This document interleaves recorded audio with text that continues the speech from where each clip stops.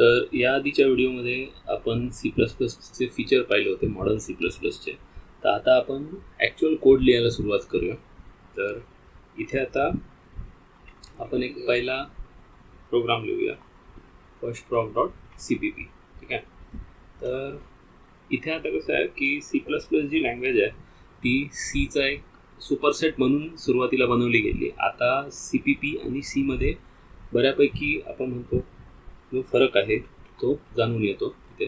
म्हणजे दोन्ही लँग्वेजचा कोड तर तुम्ही कॉम्पॅटिबिलिटीने थोडाफार रन करू शकता, बट काम करायची जी पद्धत आहे ती CPPची आणि सीची फार वेगळी आहे. ठीक आहे. त्यामुळे आता कसं आहे की आपण जो कोड आहे तो आपण ऑब्जेक्ट ओरिएंटेड प्रोग्रामिंगच्या अनुषंगाने लिहूया. तर आता इंट मेन. ठीक आहे. तर CPPमध्ये कसं आहे, इंट argc argv. ओके. आता इथे कॅर स्टार स्टार. ठीक आहे. तर कॅरेक्टर पॉइंटर्स तिथे घेतलेले आहेत. ओके.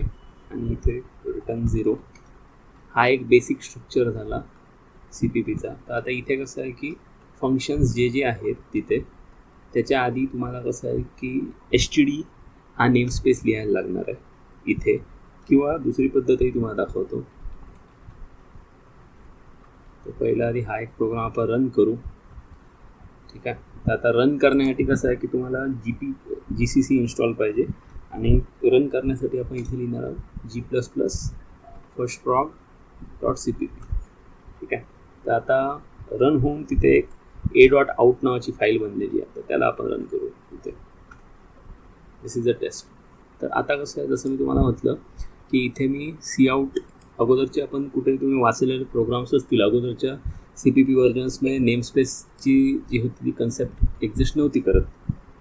तर तेव्हा कसं आहे की असं जर तुम्ही Cout आता लिहिलं तर तुम्हाला जर तुम्ही कंपाईल करायला गेलात, म्हणजे आता तुमचं कॉलेजमध्ये तुम्ही टर्बो सी वगैरे या सगळ्या ज्या गोष्टी वापरतात, तर तिथे कसं आहे ही नेमस्पेसची कन्सेप्ट वापरली जात नाही. तर इथे आता काय तुम्हाला सांगणार आहे, इथे Cout was not declared in this scope, did you mean std Cout.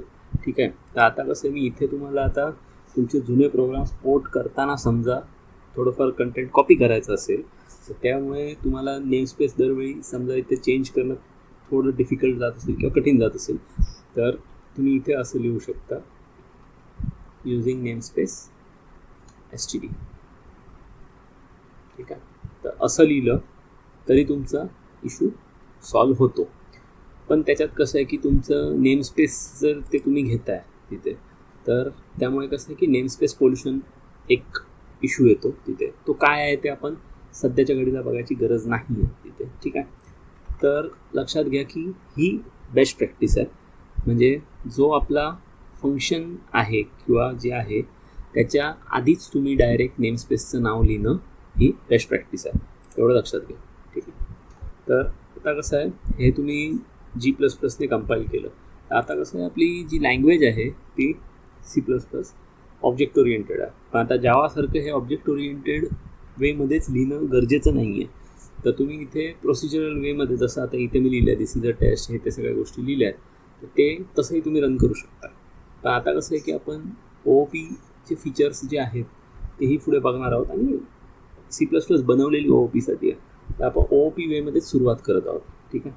तर आता इथे कसं आहे, क्लास तुमचा आता काय फर्स्ट, म्हणजे फर्स्टवाला क्लास लिहिला आहे आपण, म्हणून त्याचं नाव आपण फर्स्ट लिहिलं आहे. तर आता इथे कसं आहे की प्रायव्हेट आणि पब्लिक असे दोन सेक्शन असतात. ठीक आहे. प्रायव्हेट, पब्लिक, आणि अजून एक आहे प्रोटेक्टेड. ठीक आहे. तर काय फरक आहे सगळ्यातला, तर ते आपण पुढच्या व्हिडिओमध्ये बघणार आहोत तिथे.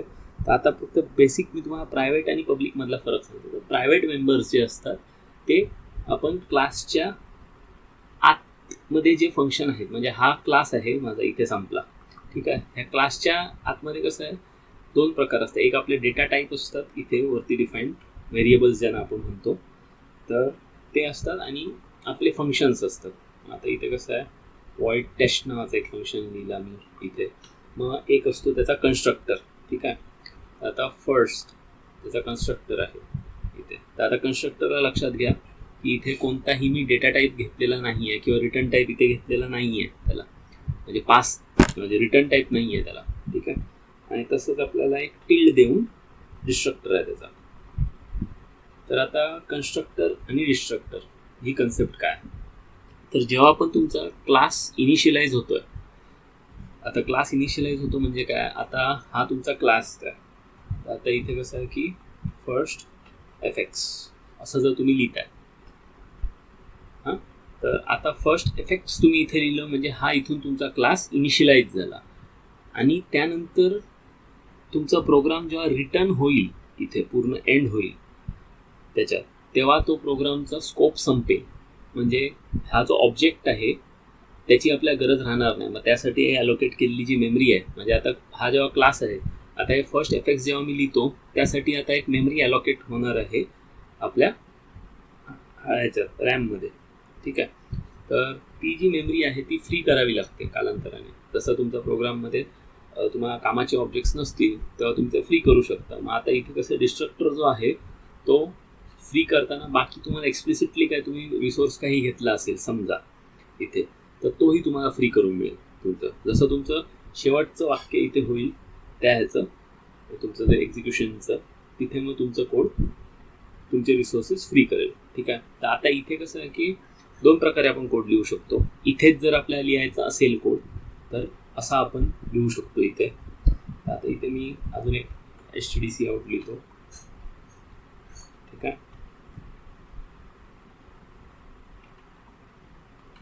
कन्स्ट्रक्टर कॉल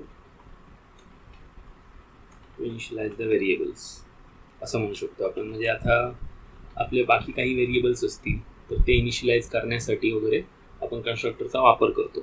ठीक आहे, तर आता इथे कसं आहे एक फंक्शन मी आत लिहिलं आहे, तर आता मी बाकी फंक्शन थोडे बाहेर लिहितो. ठीक आहे, तर आता वॉइड मग क्लासचं नाव, त्याच्यानंतर इथे जो आहे आपला ऑपरेटर एक आहे तिथे 4 डॉटवाला, तसं तुम्ही लक्षात ठेवा त्याला. तर टेस्ट आणि इथे त्याचं इम्प्लिमेंटेशन. ठीक आहे, तर आता इथे कसं आहे की हे एक फंक्शन घेतलेलं आहे इथे टेस्ट. तर आता इथे कसं इनिशियलाइज व्हेरिएबल्स आपण करायचं म्हणतो. तर आता इथे जो ए आहे त्याला मी 10 करतो. ठीक आहे, 0च्या जागी इथे 10 करतो आहे मी, समजून घ्या. HTDC out value of a equals to a आणि एंडल. आता इथे एंडल सुद्धा जे आहे ते अगोदरच्या कोडमध्ये तुम्ही डायरेक्ट लिहिलं असेल, तर इथे आता मॉडर्न C++मध्ये किंवा नवीन जे C++ आहे त्याच्यात तुम्हाला हे पण त्याच्या आधी तुम्हाला HTD लिहिणं गरजेचं आहे, कारण हे सगळे स्टँडर्ड नेमस्पेसचा भाग आहे.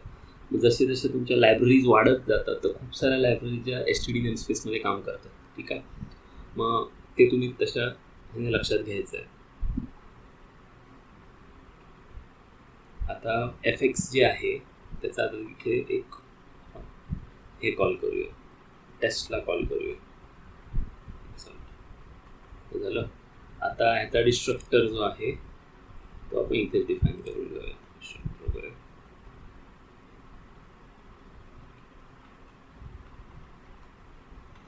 आता इथे कसं आहे, हा आपला एकदम बेसिक लेवल कोड आहे, त्यामुळे आपण इथे असं काही डिस्ट्रक्टरमध्ये कॉम्प्लेक्स काही करणार नाही आहोत इथे. ठीक आहे, तर कन्स्ट्रक्टरमध्ये अजून एक प्रकार, सॉरी डिस्ट्रक्टर्समध्ये एक प्रकार असतो तो व्हर्च्युअल डिस्ट्रक्टर. ते जो आहे तोही एक इंटरेस्टिंग कन्सेप्ट आहे जे आपण पुढे मागे कधीतरी बघणार आहोत. ठीक आहे, तर आता त्याला कंपाईल करून बघू की सगळं बरोबर आहे का. ठीक आहे, तर आता तर इथे काय एरर दाखवत नाही, आता रन करून बघू. ठीक आहे, आता हे डॉट आउट. आता सगळं एकाच लाईन जसं आलं आहे, कारण एंडेल आपण खूप साऱ्या ठिकाणी टाकलं नाही, तर ते जरा टाकूया, जरा सुटीत दिसेल. मग HTD एंडेल कॉपी करूया, पेस्ट करूया सगळीकडे. इथे पेस्ट करून टाकूया आणि पुन्हा एकदा कंपाईल करून त्याला रन करूया. ठीक आहे, आता इथे कसं आहे की this is a test, this is a constructor call to initialize variable. म्हणजे हे काय इथे आता मी कसं केलं आहे, ए ची व्हॅल्यू 10 दिली आहे इथे, तर आता इथे इनिशियलाइज झाली आहे ती व्हॅल्यू. आता इथे मी व्हॅल्यू देतो HTDC out value of a initialized as std handle. ठीक आहे. आता हा जो फंक्शन आहे इथे टेस्टवाला, त्याच्यात समजा मी जर अजून एक इंट ए घेतला आहे, मग हा इथे पास केला इंट ए. आता हे कसं चालतंय ते बघूया इथे. तर इथे जे आहे आता आपला फंक्शन कॉल जो इथे तुम्हाला एरर येणारच आहे. ते ठीक आहे. इथे आता 50 करतो, डायरेक्टच पास केला. रिबिल्ड करू अर्थात त्याला. ठीक आहे.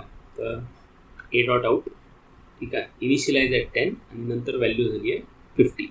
तर हे आहे. तर इथे कसं आहे की आता आपण जे बघितलं इथे ए इज इक्वल्स टू ए, तर आता कुठचा ए कोणाला असाइन झाला, तर हा लोकल जो आहे तो ह्या इन्स्टन्सच्या व्हेरिएबलला असाइन झाला. तर आता त्यासाठी कसं डिनोट करायला तुम्ही काय करू शकता, this tense to a is equals to a. ठीक आहे.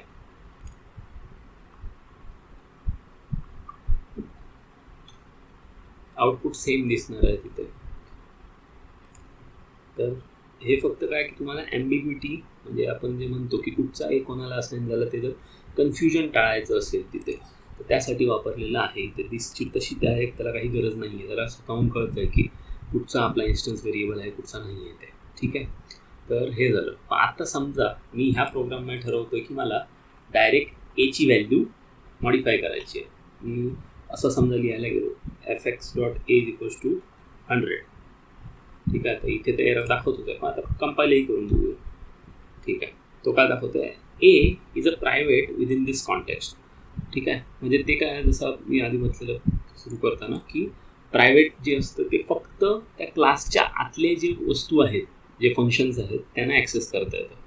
ठीक आहे. म्हणजे हा जो ए आहे तो फक्त ह्या फर्स्ट नावाचा जो क्लास आहे त्याचे जे मेथड्स आहेत आणि कन्स्ट्रक्टर डिस्ट्रक्टर आहेत त्यांनाच फक्त ॲक्सेस करता येणार आहे.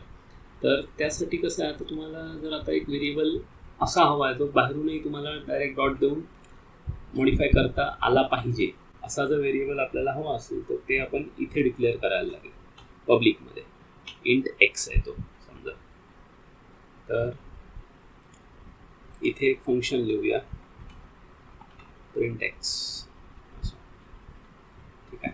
तर आता प्रिंट एक्स जे आहे ते अजून एक फंक्शन आपण इथेही लिहून टाकू, void print x.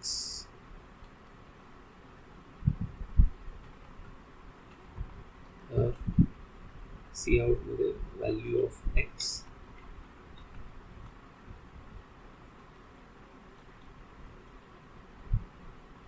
इथे एक्सची व्हॅल्यू इथे देऊन टाकू. आता सेव्ह करायला आणि कंपाईल करूया. इथे अर्थातच आता इथे आपल्याला चेंज करणं गरजेचं आहे. इथे आता मी एक्सची व्हॅल्यू 100 दिली आहे आणि fx.printx केला आहे. इथे आता हां हे पण टाकून देऊया. बॅकस्लॅश ए नाही याच्या आतमध्ये तुम्ही वापरू शकता. एंडल लिहायचा कंटाळा आला असेल तर. आता पुन्हा एकदा कंपाईल करू ए डॉट आउट. ठीक आहे. तर आता दिस इज अ डिस्ट्रक्टर. एकदम शेवटची लाईन तुम्ही बघितली तर डिस्ट्रक्टरला कॉल जातो आहे इथे. एकदा इथे टाकून देऊया हँडल. ओके. आणि ठीक आहे. तर हे अशा प्रकारे कसं आहे की तुम्ही त्याला ॲक्सेस करून व्हॅल्यू दाखवली. तर आता इथे समजा हे तुम्ही इथे व्हॅल्यू असाइन केलीच नाही आहे आणि जर तुम्ही प्रोग्राम रन करता तर काय होतं बघूया. आता इथे कसं आहे, व्हॅल्यू ऑफ एक्स इथे 0 आली आहे तिथे. तर हे जे आहे इथे काय झालेलं आहे की एक्सची व्हॅल्यू जी आहे ती आता इथे क्लास व्हेरिएबल जो आहे तिथे, आता दरवेळी आपल्या काय व्हॅल्यू येईल ते आता इथे प्रेडिक्टेबिलिटी आहे की नाही हे आपण सांगू शकत नाही. इथे आता 0 दाखवतं पण ते प्रेडिक्टेबल आउटपुट नसतं इथे. हे तुम्ही लक्षात घ्यायचं आहे तिथे. ओके. म्हणजे आता व्हेरिएबल्स जे असतील ते तुम्ही इनिशियलाइज करणं गरजेचं आहे, हे एक लक्षात ठेवायचं आहे. ठीक आहे. तर हेच आजच्या व्हिडिओमध्ये एवढंच आहे. तर पुढच्या व्हिडिओमध्ये आपण अजून कशा प्रकारे आपण OOPमध्ये CPPचे प्रोग्राम्स लिहू शकतो आणि CPPमध्ये अजून कोणते कोणते रिसेंट फीचर्स जे आहेत त्याबद्दल जाणून घेणार. ठीक आहे, थँक्यू.